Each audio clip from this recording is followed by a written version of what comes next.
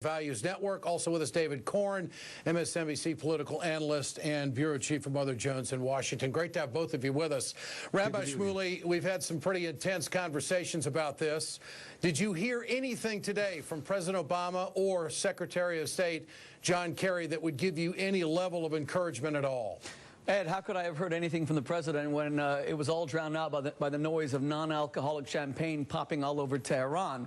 This is a deal that is so good for Iran. They keep their underground nuclear facilities open. They capitulate in no way whatsoever. They maintain their entire nuclear apparatus, and they get billions and billions of dollars in unfrozen assets. Why would they not agree to this deal? When President Obama just said in the clip that you showed that Ayatollah Khamenei said there's a fatwa against nuclear weapons, Ayatollah Khamenei is the biggest terrorist in the world. He's the foremost murderer alive. Who would trust him? But why do we trust him when he says, I'm not going to build nuclear weapons? But when he says, death to America, death to America, this is North Korea all over again. We saw the same deal with North Korea. We saw the same inspections, and they have bombs, and now we can't do a thing about the people they murder because they are rendered immune because of their nuclear weapons. All right. Okay, but go ahead, David. I was going to say, we can either talk about facts or we can just throw rhetoric around. I know being a rabbi is often a rhetorical position, and that's what you're very good at, Rebbe, but there are lots of facts to discuss. In fact, this parameters, it's not an agreement. We don't know if they can sign this deal by the end of June, but it tremendously reduces the nuclear program that Iraq has. You take 10,000 kilograms of low-enriched uranium, you bring it down to 300 kilograms of low-enriched uranium, and you have very, very, very intrusive inspection processes, and this all by itself, without anything else, makes it much harder for them to get to an atomic weapon. Right. I mean, that's just that right there. That's what I want Rabbi, that's what I want you to respond to. The president says that Iran will not have weapons-grade plutonium.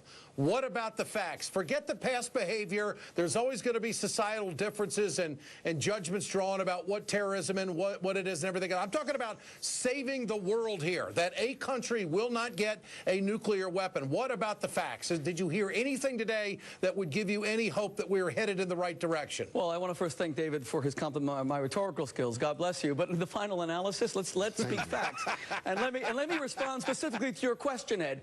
Did I hear anything that will make me feel a little bit at ease that Iran maintains its entire nuclear apparatus? Correct. Although they're just going to... One second, just David, how can I demonstrate... David, how can I maintain... How can I demonstrate my rhetorical skills when you speak over me? Give me a moment, and then you can disagree with me right afterward.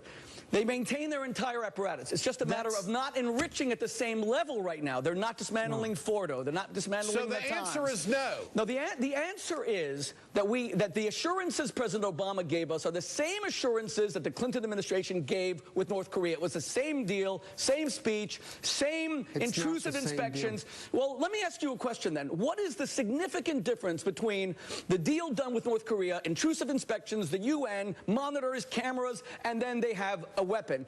Tell me the difference. That's what I need to know, David. There are lots of differences. To begin with, they're getting rid of 2/3 of their centrifuges. They're taking them out of one entire facility.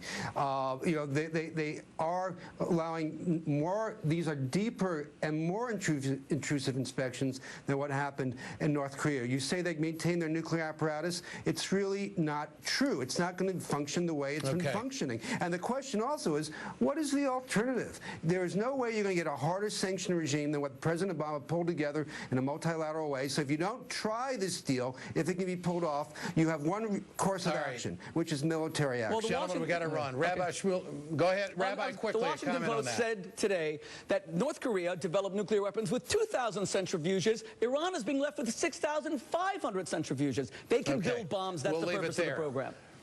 Rabbi Shmuley and David Corn, good to have you with us tonight. We'll have you back for sure. Coming up, the quick fix. Questions still surround Indiana's revised religious law. Rapid response panel on that is next. Stay with us.